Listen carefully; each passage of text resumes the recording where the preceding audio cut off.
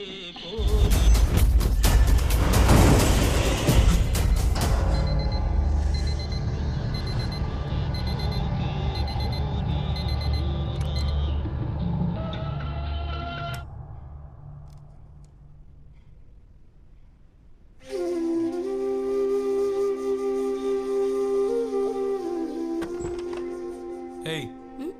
ఆ room door తీయద్దని చెప్పాగా. లోపల దుమ్ము చాలా ఉందయ్యా. అవసరం లేదు. ఆ గదిలో ఏం పెట్టుకున్నాడో ఏంటో. హలో రే, ఎక్కడున్నావు? ఇంట్లో చెప్పు. వాయిస్ ఏంటి అంత క్యూట్గా ఉంది? ఇప్పుడే లేచావా? ఒరే, గెస్ట్ కూడా వచ్చారా? ఇక్కడ అందరూ వెయిటింగ్. సరే, నేను పోకుండా మేనేజ్ చేస్తాను, నువ్వు త్వరగా వచ్చే. వచ్చేస్తున్నాడు.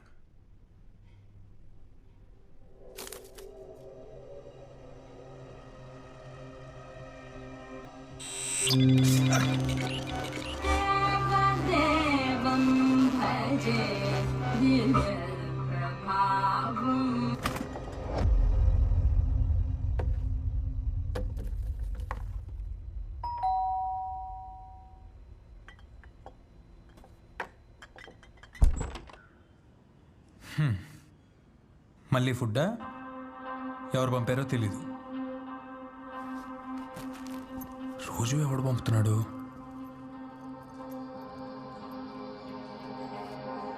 రే, నేను పడుకుంటాను కానీ రేపటికి బాగా ప్రిపేర్ అయ్యావా? ఓ మావాడు జబర్దస్త్ ప్రిపేర్ అయ్యాడు. రేపు స్టేజ్ మీద గత్తర్ లేపుతాడు చూడు. అంటే రేపు ఎగ్జామ్ రాయట్లేదనమాట. రే, లైఫ్ని కాంప్లికేట్ చేసుకోవడంలో ఫస్ట్ అంటావురా. చిన్నప్పటి నుంచి అంతే, నేనేం చేయమంటే చేయనంటావు. రే, మ్యూజిక్ కూడా ఒక కెరీరా నానా. ఇవాళ కూడానా? అసలుకే నువ్వు ఒట్టి మనిషి కూడా కాదు. అదే నీ బర్త్డే కదా అని జోకులు వేసి మ్యాటర్ డైవర్ట్ చేయకు. అంకుల్, తిన్నమా పడుకున్నామా తెల్లారిందా అన్నట్టుంటే సప్పగా ఉంటుంది జిందగీ.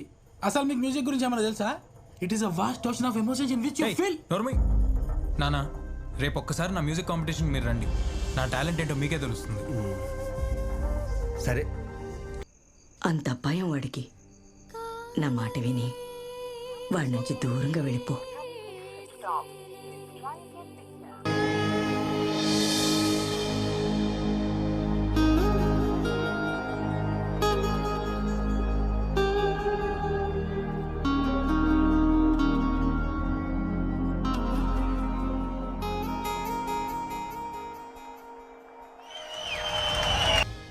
కొన్ని కథల్లో నిజాలుంటాయి, కొన్ని కథల్లో అబద్ధాలుంటాయి.